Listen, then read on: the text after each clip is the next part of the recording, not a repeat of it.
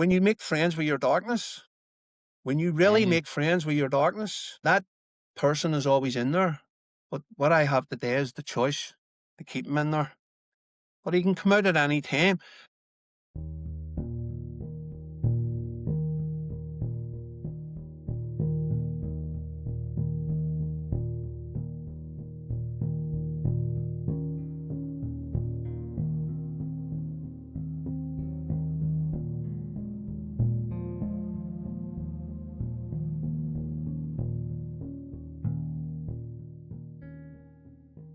Welcome back to Too Light, Too Dark, the space where we explore the messy middle between struggle and growth, light and shadow. Today's guest is an unorthodox recovery coach and podcaster who challenges the usual narratives around addiction, identity, and what it really takes to change. And as always on this show, we'll explore the ideas shaping them through books, film, and music, because what we consume says a lot about how we see the world. I've got a feeling this one's going to get real, so stay with us. With these words as flowers of introduction, I'm delighted to welcome Tony Crowe. Thank you very much, Leon, and thank you for the opportunity to come on and talk about the stuff that you've just mentioned there. I'm looking forward to it. The pleasure is all mine. So, for a starter, for a wee prawn cocktail, when people hear unorthodox recovery coach, what can they get wrong about that, and what is it exactly, Tony? So, I actually love, watching boxing, and I used to train kids in boxing. So there's a lot about orthodox, orthodox fighters, and then a left-hand fighter is an unorthodox fighter, and it was a name born from going through the system myself, the rehab, 12-step meetings and stuff, and still smashing the wall every time and going, there needs to be something else. So it accumulated over a way, and the name just came to me, the Unorthodox Recovery Coach. What it is, I'll tell you what it is, and then I'll tell you what it's not. So I say I'm the Unorthodox Recovery Coach because I come at addiction from a totally different perspective. I come at it from a perspective of what identity do you live in? I strip back people's. So if somebody comes in and says that they're taking cocaine, let's say, and their life's a mess and everything's upside down, and and I sort of dig into, well, why do you still do it if all this mess is here? And usually what happens is you establish that they get maybe an hour of a window of a bit of space in their head or whatever else, and everything that they put on the line is for that hour of, relief. And then when you strip it back more, it's like, I would say to them, that the drugs or the alcohol or whatever you're taking into your life is a problem. And it's always a resounding no. It entered as a solution. So what they are doing is sitting in a solution. They're taking the drugs as a solution to the problem that underlies.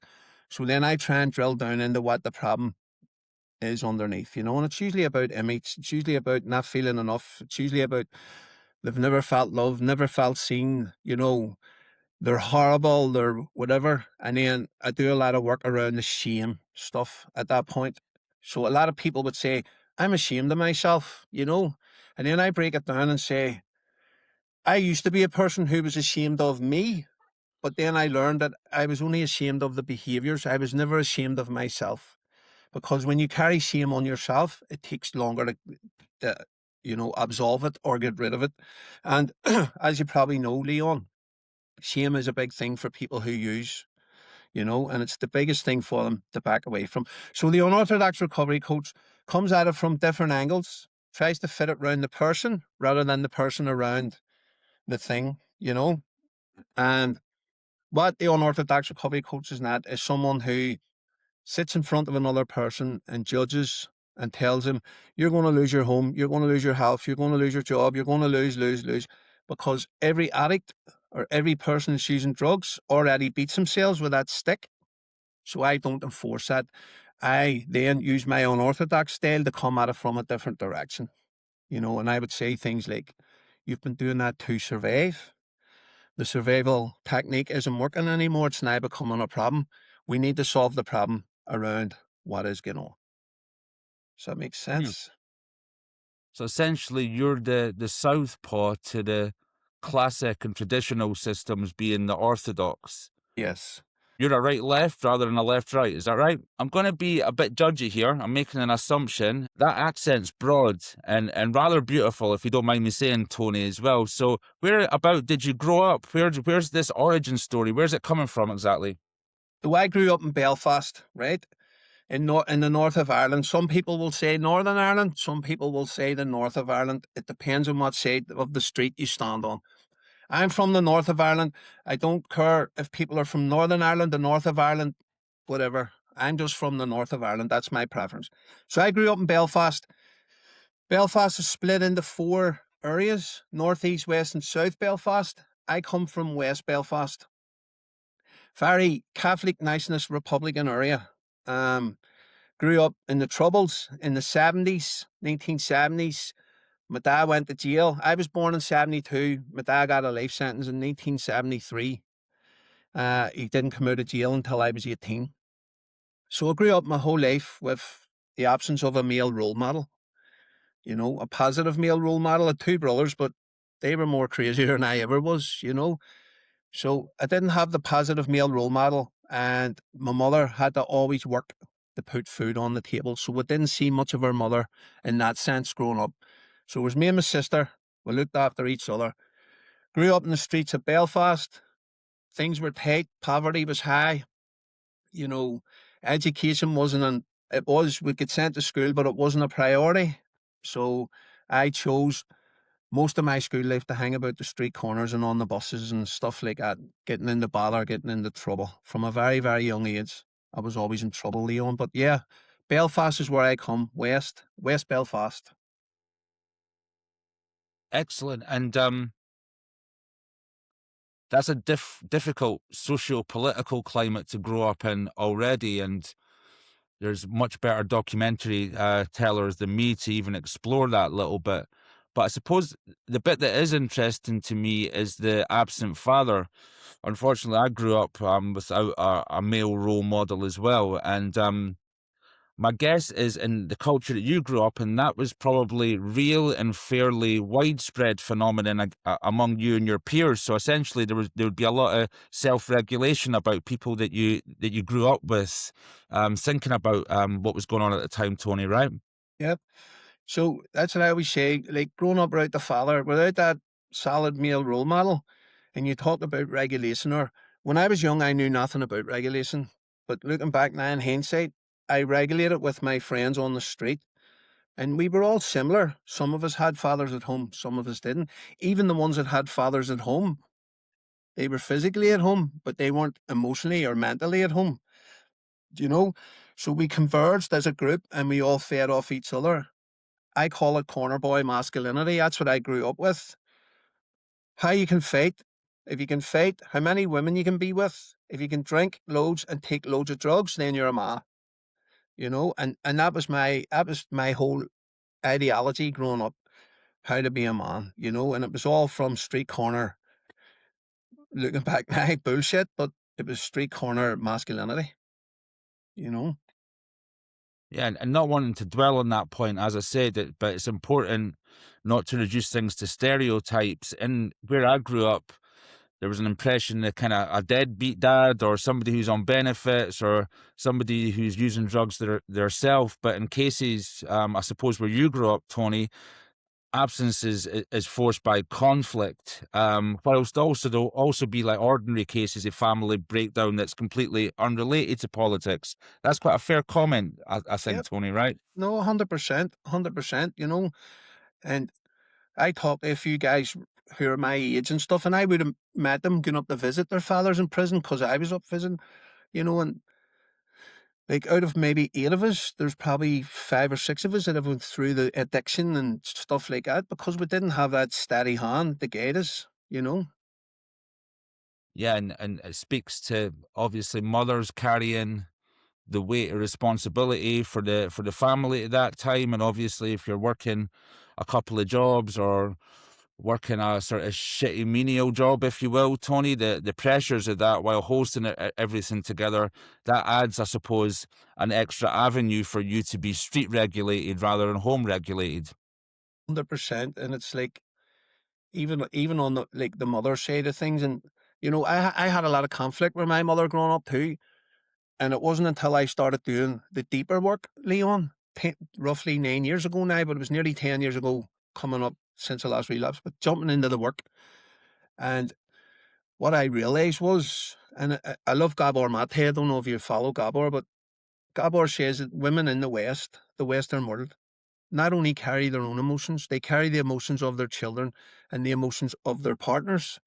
Mm. So when I started doing the inner work and looking back at my mum, my heart just opened for her. Do you know what I mean? Because she did carry a lot. Like she carried a lot to put food on the table, to put clothes on her back, to keep a house running. And albeit it wasn't a very functional sort of environment, but it was still there and it was still safe and clean and all that stuff. Yeah, I think about my own mother in that context as well, and she won't mind me saying she didn't always get it all the time, but I think looking back, you've got I suppose the provider there, the sort of cornerstone of finance, then trying to hold everything together and with homes with brothers and sisters, trying to manage all the relationships. And then guess what? Also trying to have a little bit of life herself, Tony. But for me, it's not until I've got older that, and like you say, a lot of inner work till you look back and you can actually appreciate it for what it was and how tough it was, Tony. Yeah. And it was like I used to resent her so much for drinking. I like when she was drunk and all, I used to like shout at her and be quite rude to her at times, and I really couldn't stand the fact that she was out drinking and stuff, right? But it's like you said, when you do the deeper inner work and you look back, the woman was just trying to grab a couple of hours for herself. She was carrying the world, mate. And looking back, and it broke my heart a wee bit. My mum's passed away now, but just before she passed away, Leon, I got to spend loads of time with her.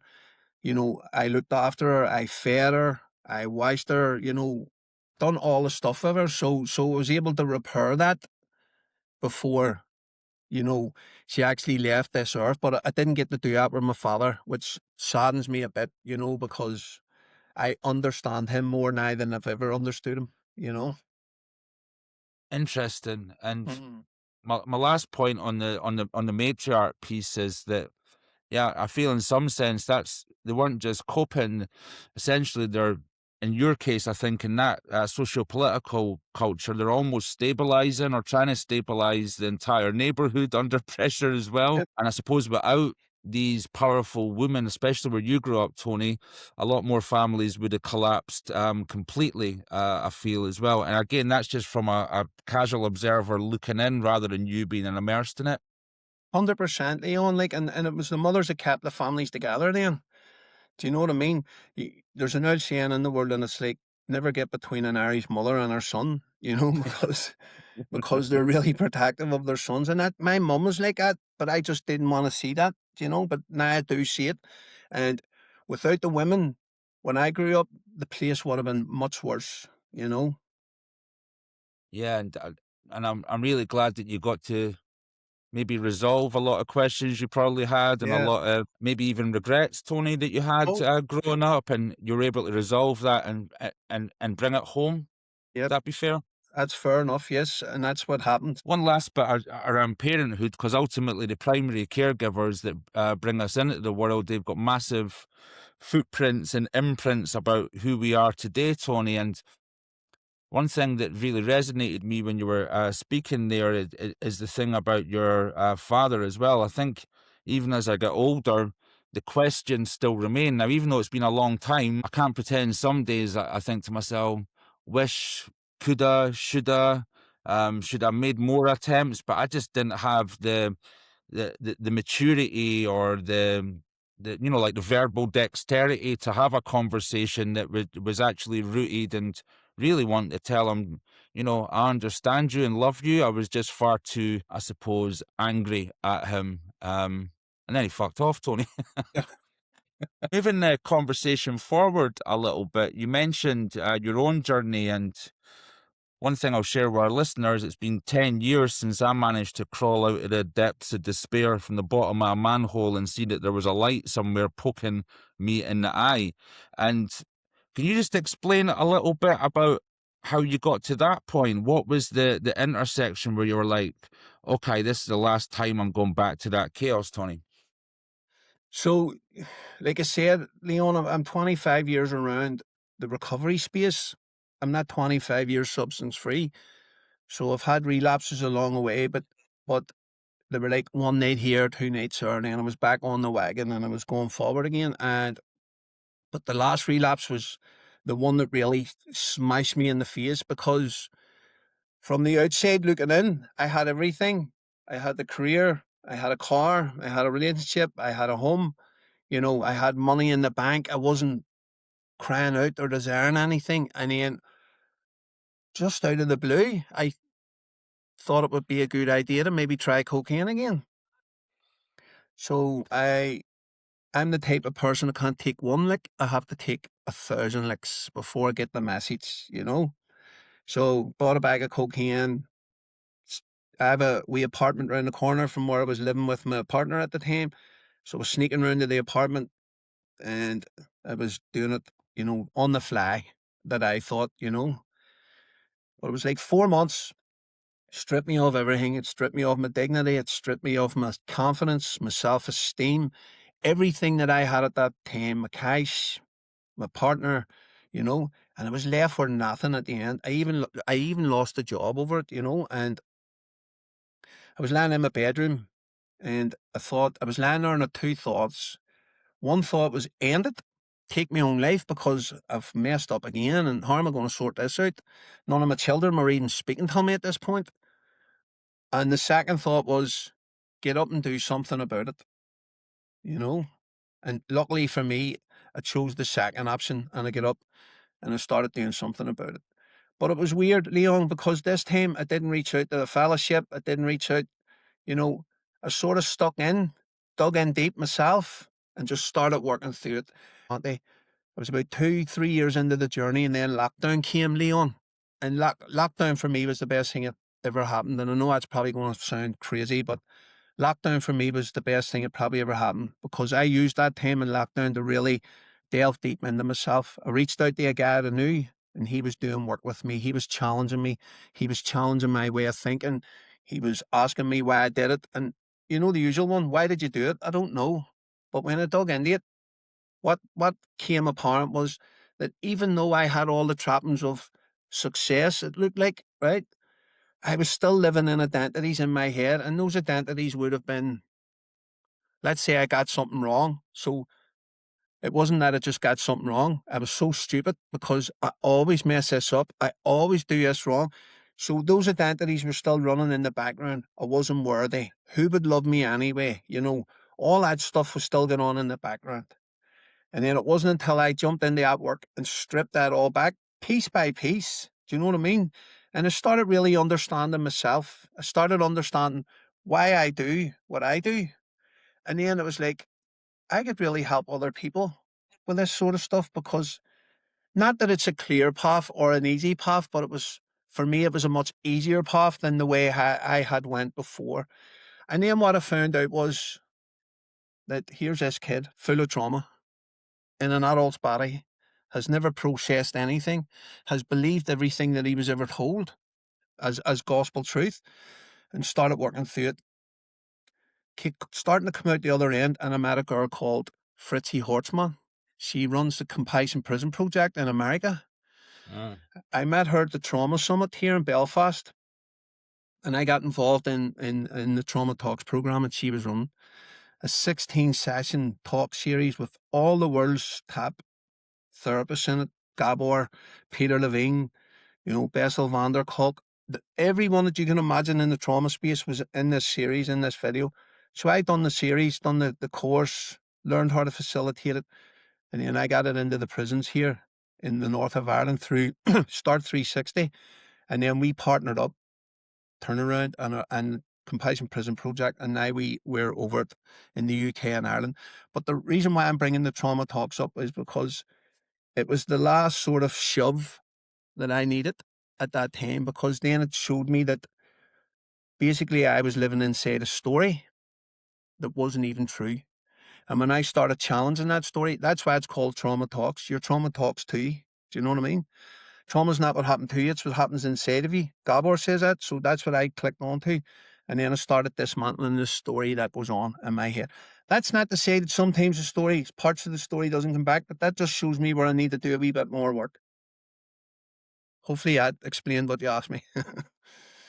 Yeah, it does. And I was thinking about a couple of things. I was thinking about the male role modeling, and I suppose classically why males struggle with shame. And there's really expansive research on that. Obviously, we don't want to appear weak. We want to appear tough and like we can control things and all the kind of usual markers again. So I'm thinking about you walking into a prison, and obviously with experience that you've gathered as well, and now you've got a different head on, if you will. And I suppose the hard thing for me to understand is, how do you sell understanding your own mindset and rewriting identity, and thinking about people's traits that got them into trouble, assertiveness and risk tolerance and the influence over others? How do you package that up to people, Tony? Because that's a hard sell for somebody who's in the prison system right now. Yep, it's a massive hard sell. So I got a bit of So I did an interview with a researcher in your part of the world, Jill Buck, Mm. and I talked to her about emotional regulation and stuff and working in prisons. And she sent me all this research about all this emotional regulation stuff happening around the world. So then I built a program around that, Release Ready, myself in the turnaround, Release Ready, and we were funded by the Housing Executive. It was focused on homelessness, but also around how to regulate your emotions, how to do simple things. But how I sold it was basically, Leon, I went in and spoke to the guys and told them, here's the journey I've been on, right? I got to this part with 12 steps and going to education and still felt like a fraud. Do you know what I mean? Still felt like Mm. if people find out who I am, they're going to get rid of me, right? So I got to that part of my life, but the real work didn't happen until I got to here. And then I explained to them the sort of work that I was doing. So what I do, Leon, as well, is I break down emotions, like, so the feeling of not enough, right? And then I'll break down what sort of things they might be thinking, right? What sort of behaviors they might be displaying, and some of the things that they could be getting caught up in relationships and stuff like that. And when you lay it out like that and you go through it step by step, the boys get it. They get Mm. it because what they get is a thing going, that sounds like me. And I do the same with anger, and I do the same with shame, and I do the same with everything. And what I try and do is learn. And then when somebody sort of raises a question or goes, oh, but this here or that there, or what happens if your man comes up the lantern and does this to me? And then I'll just go, well, if you're open for it, I'll do a bit of work with you here, you know? And then when you work through it, and I go the option of what happens if you react to that situation, you go down to the block, you lose privileges, you lose all that stuff, right? What happens if you don't, you respond to that situation and it's a totally different pathway, and then they might go, oh, but then that makes you look weak, and then I'll go into it again and go, well, the weakness only comes because you think that, you know. Leon, I was always in trouble my whole life, and that was one of my biggest things in recovery, and I talked a lot to the boys about this, is that I used to think when I went into recovery and put everything down that people would come at me, you know, send me to the shop to get the papers. Do you know what I mean? That sort of a thing. But what I came to learn is when you make friends with your darkness, when you really Mm. make friends with your darkness, that person is always in there. But what I have today is the choice to keep him in there. But he can come out at any time. And that's the thing about people backsliding in Christianity, say, or relapsing in meetings. They get so far and they think all that stuff gets removed. No. No. Jesus said it, look at your darkness and come, and then the light will appear. But and I explain all that. And the way I do it, the boys feel the lived experience of it. They know I'm not sitting there talking crap, mate. Do you know what I mean? They get it and they go, oh. So I done a program there in McGilligan Prison in the north. I got funded for the first two, funded for the third one, and so successful that the prison paid for me to come back and do another one. And there's a Well, waiting well. list. There's a waiting list up there at the minute. I think there's 55 on it the last time I looked. I want to do the same course. So lived experience to me, you can't fake lived experience, Leon. No, You no. can't, you know. And it's interesting, like, how do you, just say you're meeting somebody who's there with violent offences and they've got a criminal background that's as long as my left arm. Like, how do you teach how to handle disrespect, or whether you react or think first, or like that's not something I think that the academic world has got a handle on as well. And I suppose this is why it's so key that lived experience voices are informed at all the different levels of support and then all across the hierarchy. This can't be a top-down thing. It has to be a little bit of us on the ground informing the policymakers and having the seat at the table, if you will, Tony. Is that a fair comment from where you're coming from? Brilliant comment, and just I'll answer two things there. The first one is on the lived experience. So I work in the turnaround. So I work with people who have just been released from prison, or they're in between prison and the community and stuff like that. And we just had a meeting. We did some work with the Department of Justice here, right? So, and it was brilliant because the girl just said, we write these policies and we don't know how these people live, And I says, well, this is why this is going to be good. So we were asking things like to stop Friday and Saturday releases, because it leaves people with no option to get housing or anything, benefits, food, anything like that. So that's being looked at. We also looked at most people get sent to a hostel, okay? And hostels aren't great environments. And especially if someone's in a wee bit of recovery and they're just early into it, putting them in that environment can really mess them up. So I've suggested maybe tagging them, letting them go to the family home, because even if the family home's they deem it a bit crazy, it can't be any more crazier than a hostel. Do you know what I mean? Put Facts. it so that was very good, the lived experience element of it. And yes, we do need lived experience working with guys with, let's say you said, their anger and violence problems. Okay.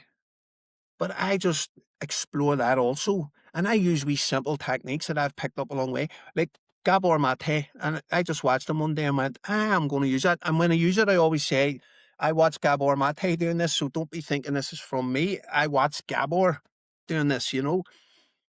And he does something simple. And when you do it from that lived experience point of view, guys really get it. So I'll say to you, guy, what would you do if I walked past you in the street and called you, say, the kid, right? She says, oh, fucking, I would come back at you and, get into you, probably assault you, whatever. And I laugh and I go, right, okay, but let's say we're walking up the same street and I say to you, your hair's purple.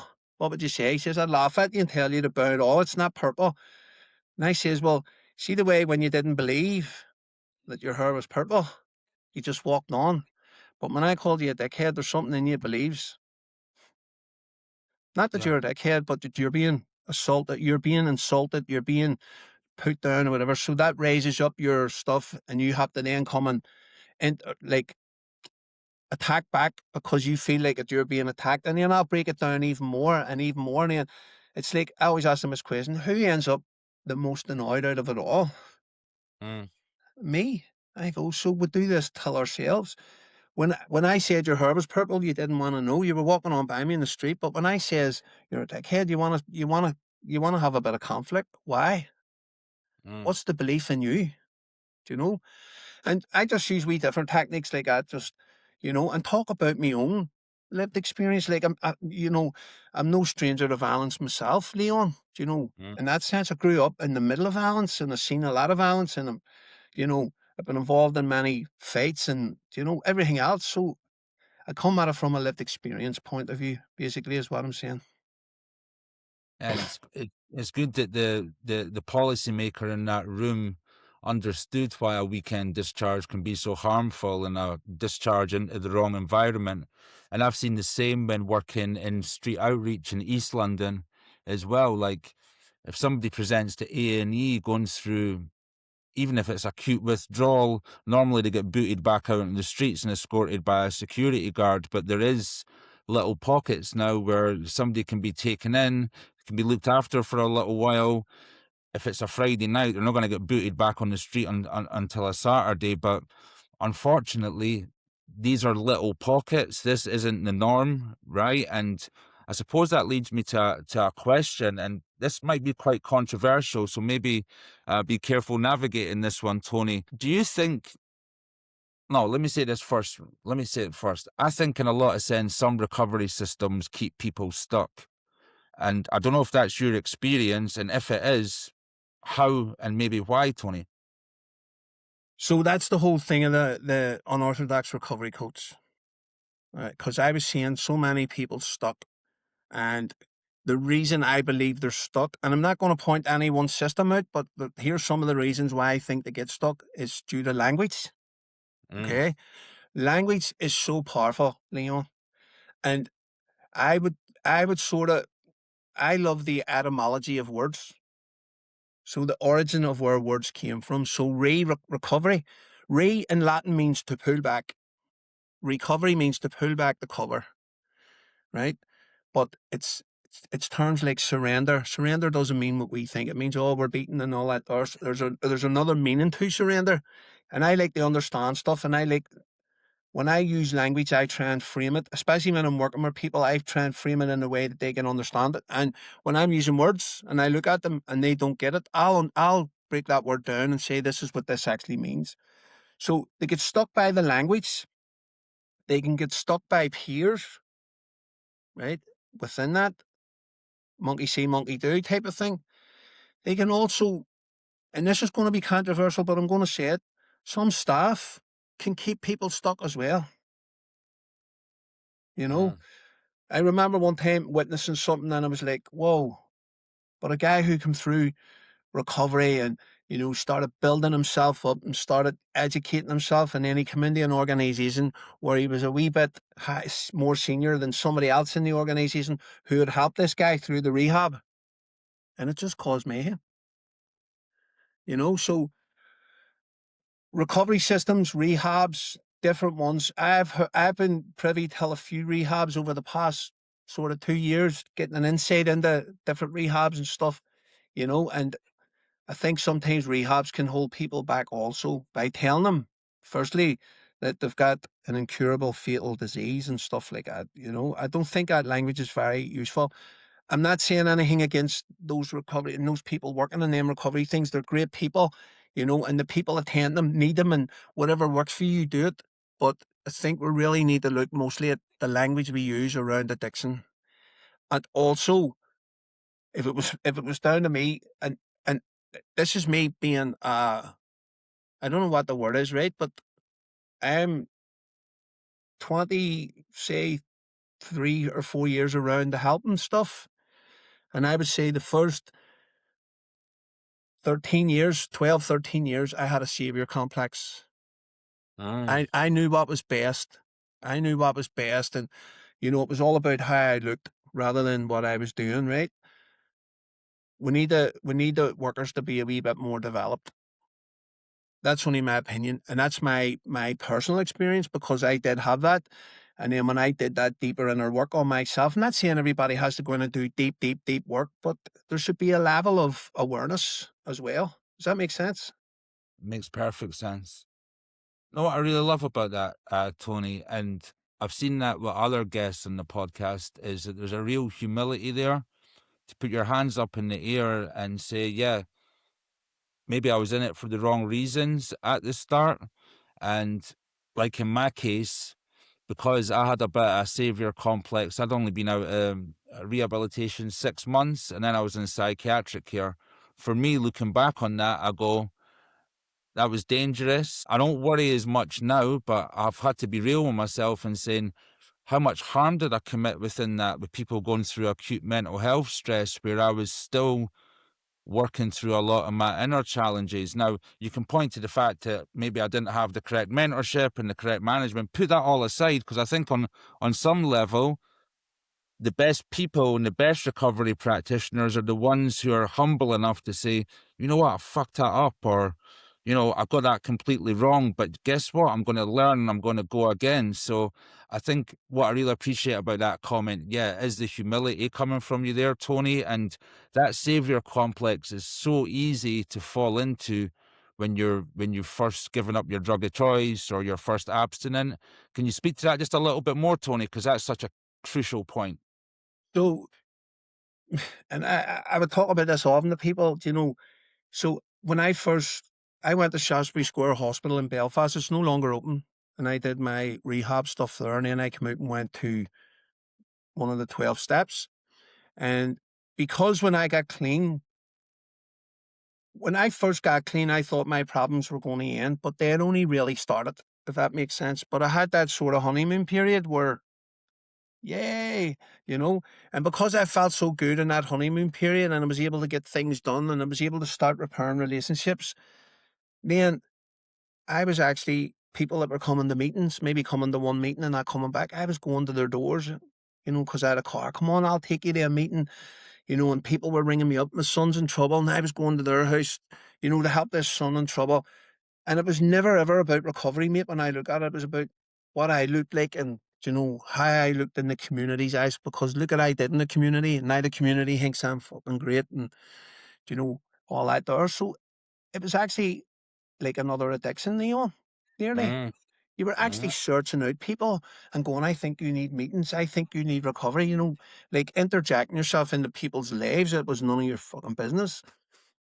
So I think I'm through a period, even after the honeymoon period, I hit the deck, was all over the place. And then I sort of worked the steps and come through it a wee bit. And even when I come through it and get into like youth work and all, I was like strutting about, like, no one can tell me I've been there, I've done this, and right back until I'd done that deep work, beyond where I was humbled. I was really humbled, mate. That's probably the thing. I was humbled right to the point of who do you think you are? Do you know that you can provide anybody with recovery? And like this is stuff that was happening like in the moment for me. Do you know, these are the conversations that were going on in my own head. And I was going, who the fuck do I think I am? Like, do you know what I mean? So now that approach has changed, and what I'll say to somebody when they come and ask me for help and support, the first thing I say is, "Are you ready for this?"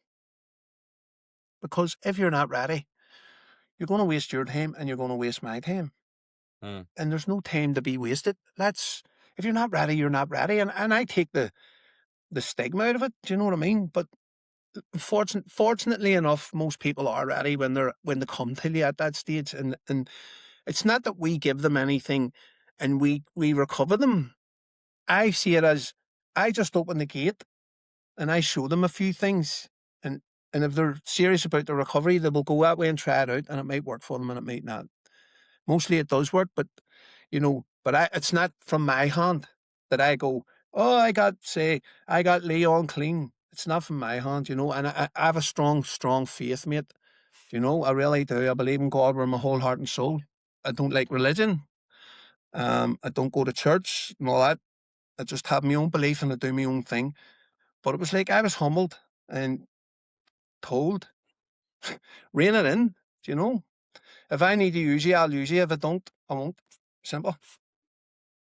Yeah, it's interesting. I've seen it a lot, and I'll speak about me specifically. There's an archetype that Carl Jung discussed, which is the wounded healer. And I sort of fastened on when I'd had a sort of a few reads through Jung to that archetype, and found that quite a good place to sit. But then it can go wrong really quickly, that archetype, because it can expose unresolved wounds that drive your decisions. So over identifying with people, or the opposite, being harsher and judging them more Yeah. than you should. I think for me as well, I still had old anger and shame that led me towards pointing fingers at the authority figures, in inverted commas. The big one that you mentioned was needing to be needed. Yeah. So I sought that out. I remember saying in psychiatric care, "Oh yeah, give me the most complex clients here. I'll do that." Always putting myself up for that. And again, when I look at that, that's the feeling value when trying to save others. It's crossing boundaries to maintain the role that you've carved out. It's struggling to say no as well, because that can, like for me, that triggered abandonment. Then there's blurred boundaries. Then there's ego disguised as empathy. And then where it lands is in that weird sort of burnout and relapse. Now, I didn't have burnout as in I had no energy, but I got to the point where my mental health was fucked. Yeah. and I think it was at that time I was like, not only do I have to really concentrate on inner work, I need to find something that's not so intensive than psychiatric care. And I think I bounced out of there as quickly as I started, Tony. Yep. And all that stuff that you talk about, and especially the blurred boundaries stuff, and being judgmental on people that you'd no right to be judgmental on, and sometimes even of diverting people away from where you are because of personal opinions and stuff like that. Or like it can get really, really serious and really dangerous. And the wounded healer stuff is like it's amazing stuff. When I did my degree, back in early 2000s, there was a whole part on the wounded healer stuff. And I think what they were trying to point out in the room at the time was we're all wounded, and we have to take care of that them wounds. But you're with a group of kids just left school after A levels, some mature students, some of these students, some of them students, and nobody really looking back now. I can see what they were trying to do at the time, but at that time nobody was catching on. Everybody was like, "I'm going to save the world." Do you know what I mean? Yeah. But it's just, and it's a very, very complex, integrated sort of system when you fall into it. And, you're saying about, sorry, you're saying about the anger stuff. I remember the mother of one of my daughters said to me one time, "No, you run about there like you're this and you're that, and trying to save this one and trying to save that one, and your own life's a mess." And I Mm. used to get really irate with her. How dare you? I'm a crusader, I'm out to help people. But like I said, Neon, I get humbled. I get humbled, and it was the best thing that ever happened to me. Was that I can't help nobody until I help myself fully, and Yeah. I'm still not fully healed or anything. It's still a work in progress. But I'm in a much better place than I was 10 years ago, and I've got a wee bit more knowledge on how the system works. I'm very big into connecting the mind and the brain. Do you know how Mm. the mind controls your life, and showing people just wee simple diagrams and you're like, what? But I'm in a better position now than I ever was, basically. And I would say there's still maybe some wounds, but they're not as many. And I dropped the savior complex as well. Yeah. Because, you Oh, know, it's it, tiring. aye, it does your head in. It puts your mental health down the tubes. It does. And yeah, before we move on a little bit, yeah, for me, mine's has always been like a little voice on my shoulder, whether that's the one that's saying, yeah, you'll be all right, go do this or go do that. Whether it's about having negative thoughts or judging people or, just that little negative button on your shoulder, Yeah. the voice on it is definitely, it's still there, but it's a whisper now rather than a screaming shout. And, with that, I'm going to come on to a section called Three Pillars, and I think it's really important that our listeners get to know you a little bit outside of the deep conversation that we've had, and we've been absolutely all over the place in terms of that conversation from origin through to development through to what you do now. So, Three Pillars is, can you give me the first one, which is a book that maybe that you would gift to somebody else or help change how you think? So the book that I would recommend is The Map by David Fisher.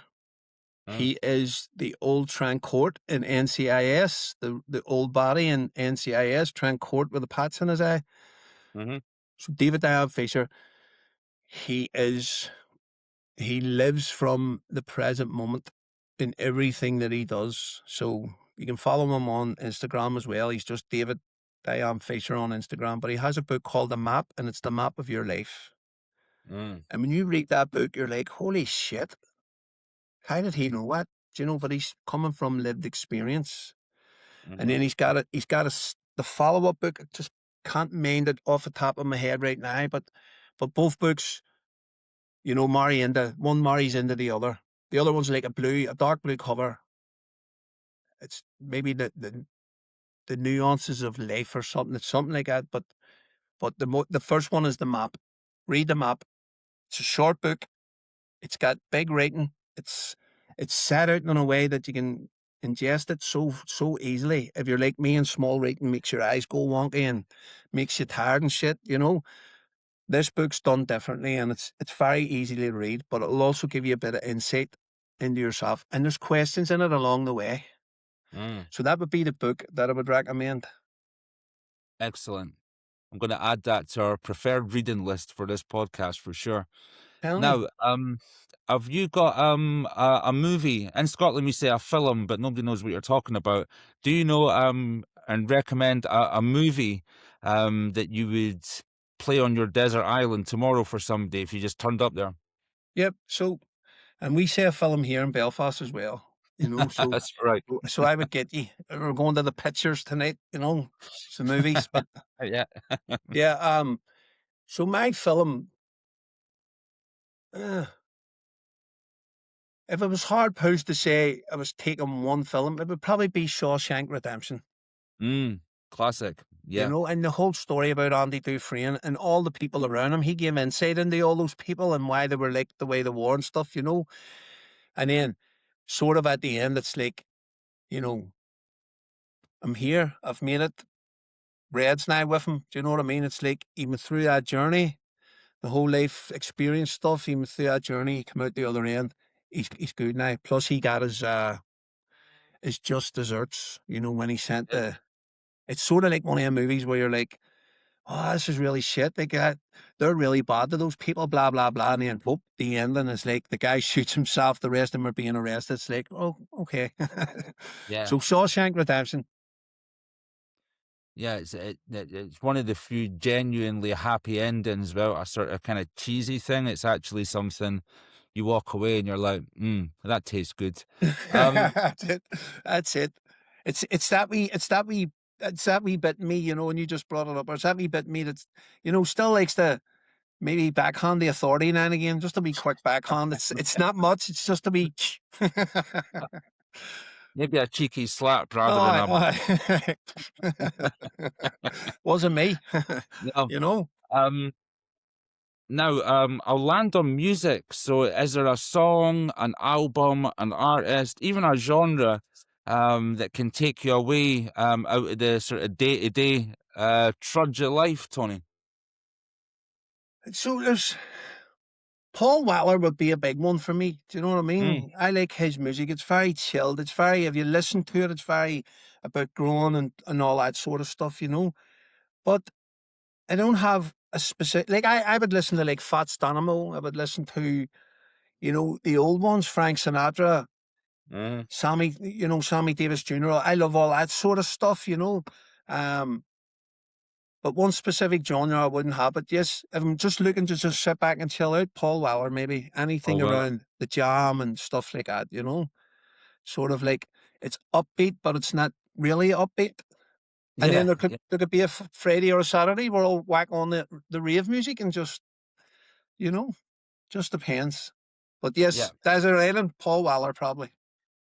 Just one quick follow up. What was being played in your house when you were growing up around that time? And The Jam. One yeah, brother was listening to the Jam, Quadrophenia, all whatever goes around all that. The other brother was Madness, Bad Manners, Skinheads.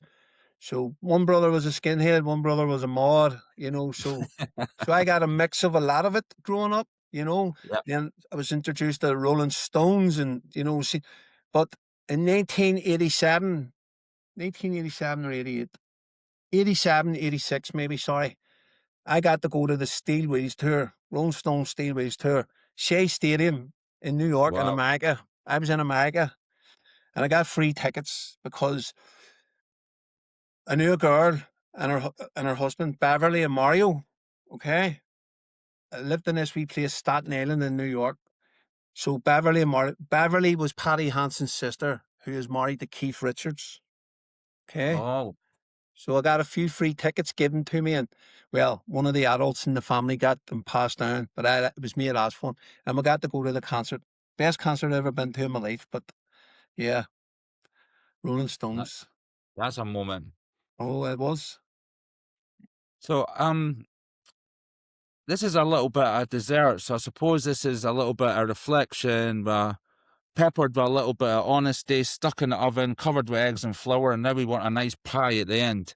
And so, if there's one question you want to leave behind, or if there's one message you want to leave behind, or something for our listeners, Tony, what would that be?